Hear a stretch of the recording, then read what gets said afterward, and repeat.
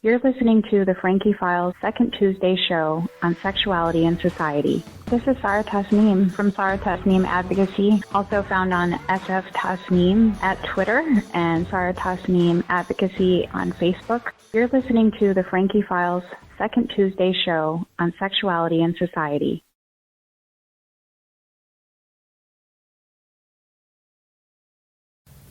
The Frankie Files. Cults, coercion, and sexuality in society. These are the topics for the Frankie Files. I'm Frankie Tues, your host, and I'll continue to focus on my own family story as well as news and recovery info for those who've survived, especially the adult children of cults. New each Tuesday. See FrankieFilesPodcast.com for more. Trigger warning. Some people may find topics discussed in this episode difficult. Please proceed with caution. The Morningland Papers is a segment of Frankie Files podcast brought to you by Frankie Tues. Morningland, 50 Years a Cult. Hey everybody, welcome to episode 67 of Frankie Files podcast. We're going to go ahead and do another addition to the Morningland Papers. Today I have a Morningland Long Beach cult story from what I would call a peer to me at the time of his exit. Steve Ryan is a man who survived the particular torture of sexual disorientation in Morningland. Translation: they mess with your head and your sexual orientation for purpose of control under the guise that it is the best thing for you spiritually. That's not new. Christianity does it all the time. But his story is so well written that due to his busy traveling lifestyle as a retiree, who's also married, couldn't nail him down. We had an amazing session. Due to technical errors, the file was corrupted to the point of disrepair. I hate when this happens, and it's very rare for the show, thank goodness. He gave me permission to read his very well-crafted Morningland story. All is revealed by him there. The ups, the downs, the exit, and the subsequent coming together with other survivors at the time. So I'm super happy to bring the story of Steve Ryan, who was named Mon Rason, at the temple. He arrived at Long Beach Temple in 1977 and left there in 1984. Here we go. I entered Morningland in Long Beach at the age of 20 in 1977 and left in 1984 complete with PTSD. I was invited by a friend I'd lost touch with to a Festival of Light, a type of fair happening at Spiritual Center called Morningland, happening in their Long Beach Temple parking lot. I'd never heard of Morningland. It sounded interesting. My friend explained it was a spiritual place accepting of gays and lesbians. Being gay, I was intrigued. At the fair, there were gopis, the female leaders of this community, and assistant disciples performing astrology, palmistry, numerology, aura, and other types of readings. They were claimed to be telepathic, from a higher realm than the psychic realm.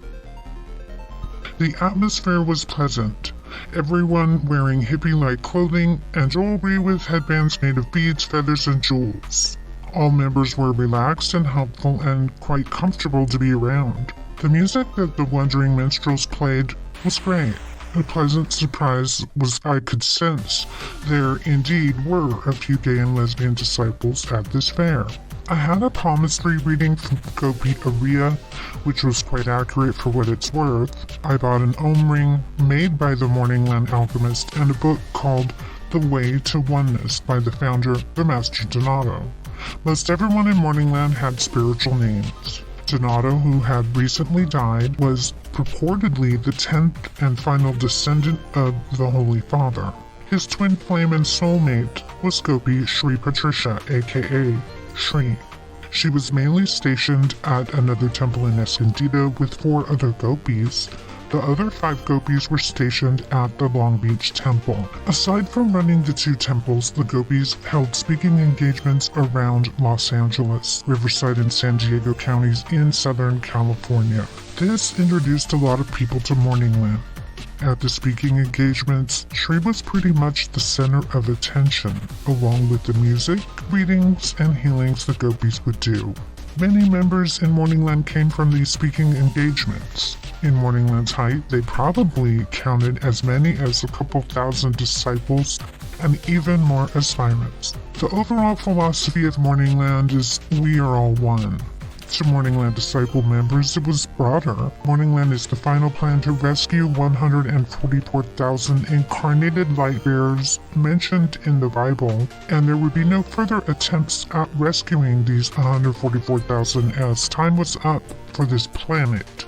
Being in oneness with Donato, disciples developed their spiritual bodies so they could make their ascensions when they die. I began taking evening classes right away. I wanted to absorb as much of this interesting place as I could. Eventually, I had an appointment for a private 60-minute astrology reading with Gopi Tanin. She pointed out that my astrology chart showed I had both gay and straight tendencies. She explained my soulmate might be female, but she couldn't be certain. I should look around the ashram and be open to dating women for a while. She explained I should inform her before asking anyone out in case they were already dating. She made it clear I could not be sitting on the fence in this matter for long without dire spiritual consequences. I later learned this term meant no bisexuality. You're either straight or gay. Trans people were not accepted as they were in denial of the body the Holy Father had assigned to them, and bisexuals were fence-sitting and needed to make a choice and stick to it. So much for we are all one. I knew I was gay. Maybe in time women would seem sexually attractive? I'd no idea. I didn't question Gopi Tanin further on this.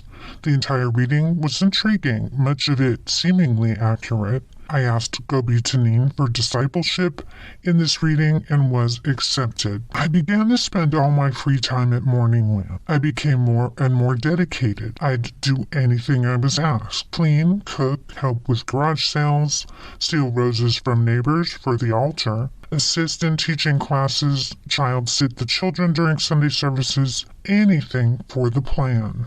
I eventually met Shri in Long Beach while I was walking with Gopi Tanin. Shri stopped and said to her in all seriousness, "Keep this one close. This one's special," end quote. And then she floated away. This is when the more serious discipleship grooming began. While assisting in a oneness class, I met a female aspirant named Anne. With permission from Tanin, we started dating and eventually married in September of 1979. A few months after our marriage, I had a vasectomy. This was expected of all serious male disciples. Having a vasectomy was beneficial in a couple of ways. It sped up our building our circuitry, higher spiritual body, one with Donato, and we should not be bringing in more incarnate souls, as the time on the planet was nearly up. Also, we should be rescuing these trapped souls from the astral plane, where they were trapped as we disciples made our own ascensions back to the Holy Father.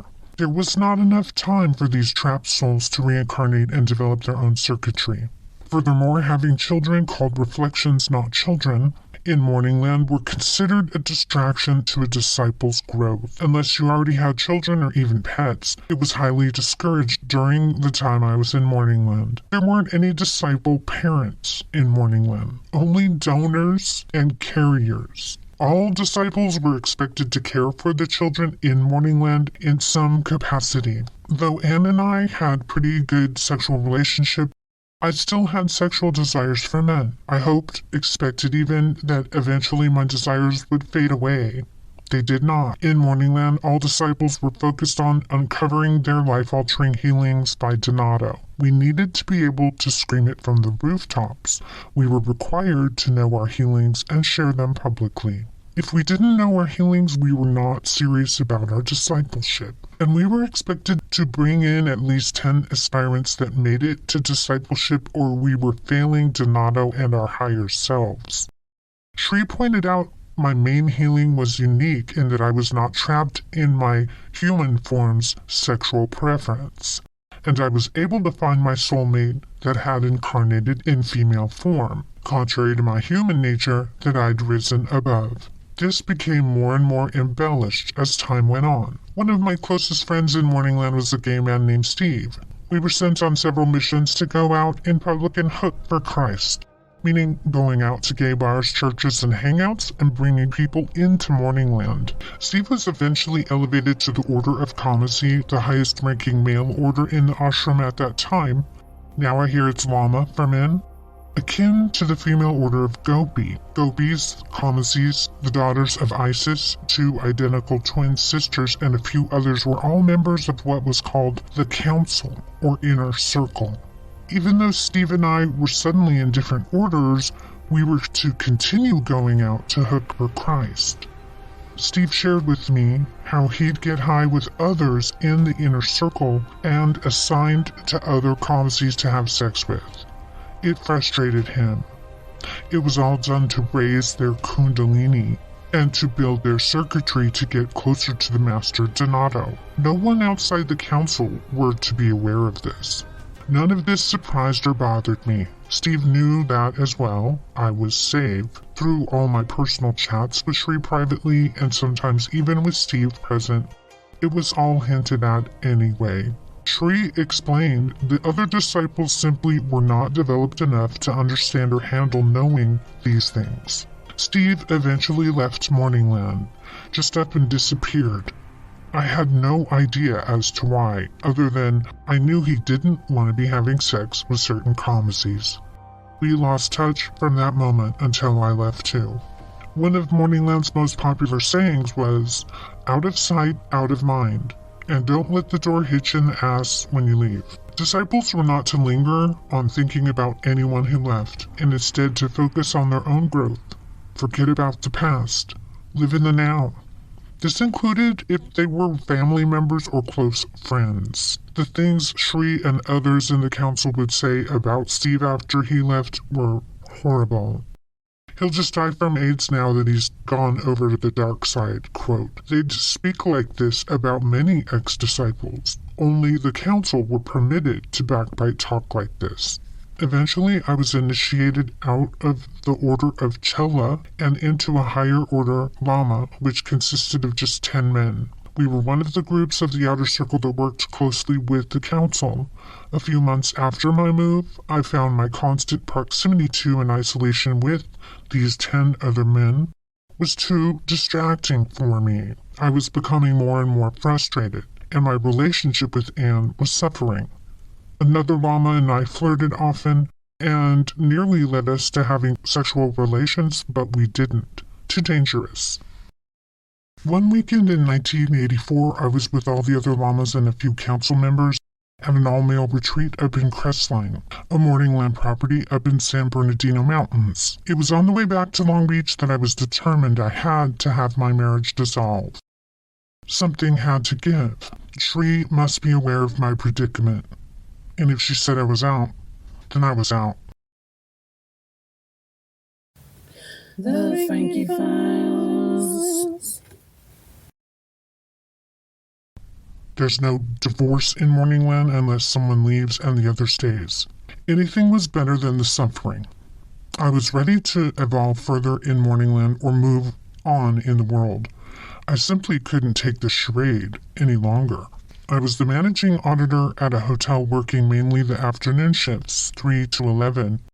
I always arrived late to my Lama class, directed by Shri and other council members. One night I entered my class and sat on the floor next to Shri. When eventually there was a break in the discussion, Shri turned to me and asked how my work shift went. What had I learned today? I took a deep breath and blurted out that I needed to be released from my marriage vows because we were not sexually compatible, as I was truly only sexually attracted to men. You may know that moment when you're at a dentist and you're given nitrous oxide, or when you've hyperventilated and are about to pass out, or when you stand up too quickly, where everything visually starts to take on a fuzzy sheen Your hearing starts to get all buzzy, like you'll pass out any second. That's what that moment was like. I could hear Shri saying to the class things like, "Ignore him. How quickly someone so high can fall so low. He learned nothing in all the years he's been here. We're removing his circuitry and he's but a ghost."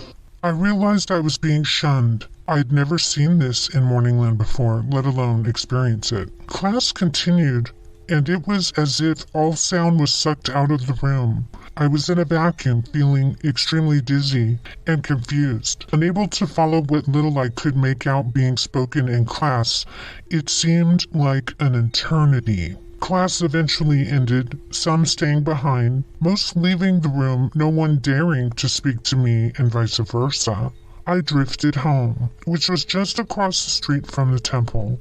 Anne wasn't home. She had been held back in another class to inform her not to speak to me when she got home. I later found out she was not told anything of what happened, and to just trust in Shri. I'd done what I'd set out to do, yet I'd never seen anyone shunned before. Hundreds of former disciples I'd seen or known of escorted to the door, their discipleship medallion yanked off their necks and told to honor their vow of silence, never to speak of or contact Morningland again. That's not at all what happened to me, and I wasn't certain if I was never to return or just to lay low. Anne came home very late, slipping into bed without a word, getting up early and slipping out of the house to go to Morningland without a word.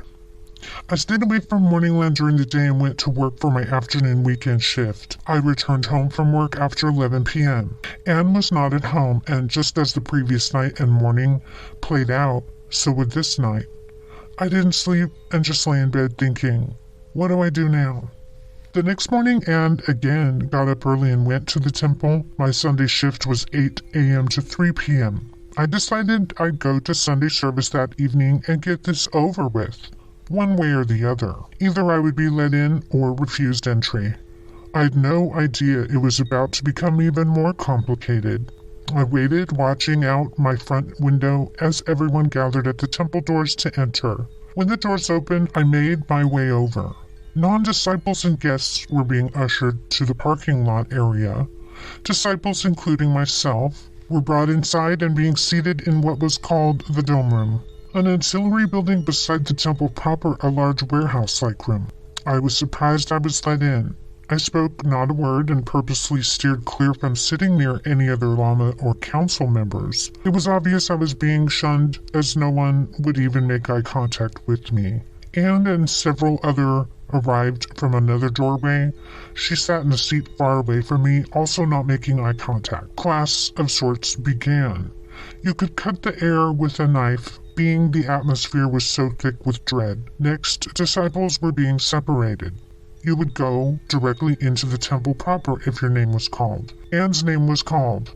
Mine was not. Those of us remaining were escorted to a faraway room off the main street. The room was lit only by candlelight. No music, no incense. Silence.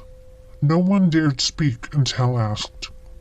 A council member summarily informed us that we were contaminating the pure disciples, aspirants, and guests, that we were not one with Shri, that we were not allowed to enter the temple until we became, quote, clear, that we were to listen and absorb what was being given us, that we were as new aspirants, and this was our oneness class, that if we were in relationships, we were to have no physical or verbal contact with our partners.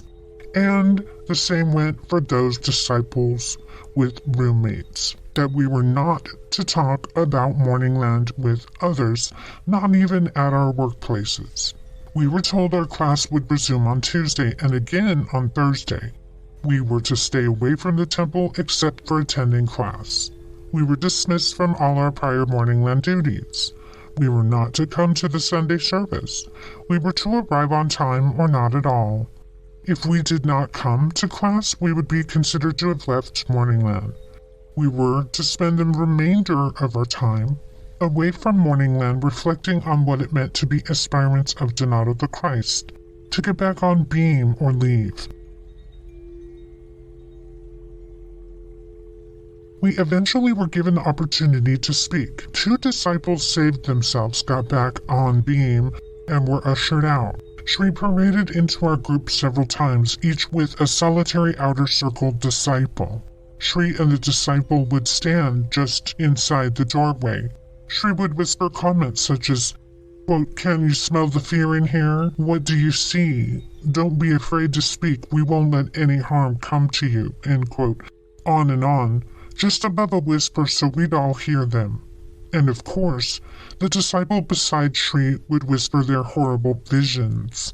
Then they'd both leave, and Shri would reappear with yet another. It was a sickening, mind-shattering night. I kept my mouth shut. I may have been sitting in that room, but I know I was no longer in Morningland. And I'd never suffer from that form of shaming again. I was now done with it, and I wouldn't give them the benefit of me leaving in a huff. I went home, went to bed, and came home very late. Next morning, Monday, Anne got up early and left for work. I got up, called my hotel, and set up an appointment to speak with the general manager. We met about an hour later. I told him that my wife and I were divorcing, and I was leaving Morningland, of which he was familiar, and asked if I could stay at the hotel until I'd made some stable arrangements. He suggested I stayed at the hotel for months if needed. That was not an issue. When I returned home from my afternoon shift, Anne again was not there. I went to bed and finally slept soundly. I don't remember Anne coming home. I realized I was unafraid of the choice I'd made when I woke up. I got up, made coffee, turned on the TV, and soon got up, dressed, and headed out the door. I wrote a simple farewell letter, placing it, my medallion, wedding ring, and other jewelry on the counter. I put what was mine in the car and went to my new hotel home. So what is my surmise? I believe Donato Dan Sperato wanted to build a spiritual community.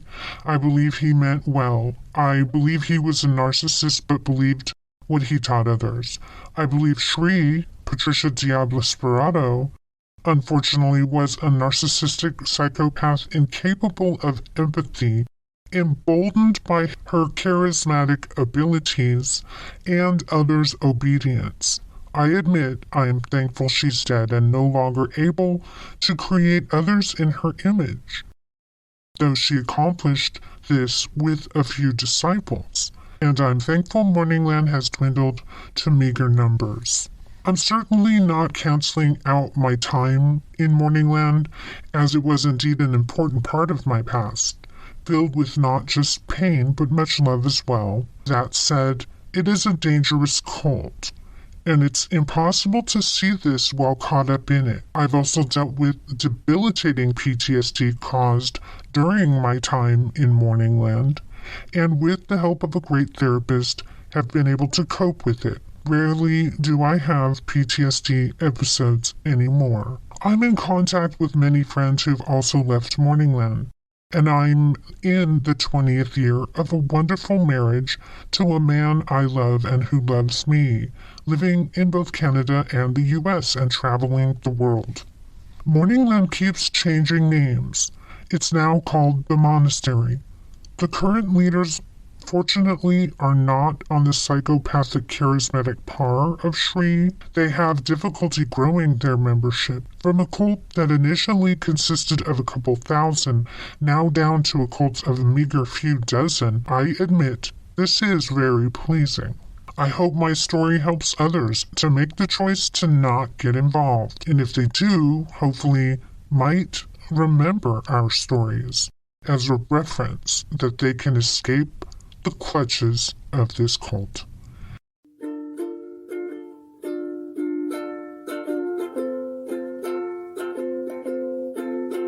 Well, Steve, anyone who is in Morningland ever will have flashbacks hearing your story. I did. And anyone considering Morningland Monastery, Morningland Community in Long Beach, California, or those who are living near the temple now, you can see the true nature of the leadership of Morningland. We thank Steve for sharing his story to add to the ongoing documentary we're doing called The Morningland Papers. See the public free playlist on Spotify called Morningland 50 Years Occult by going to FrankieFilesPodcast.com landing homepage. The link to hear the Morningland Papers is there for YouTube as well. Thank you for listening, and to Steve Ryan for telling his story. And to all the listeners, keep critical thinking.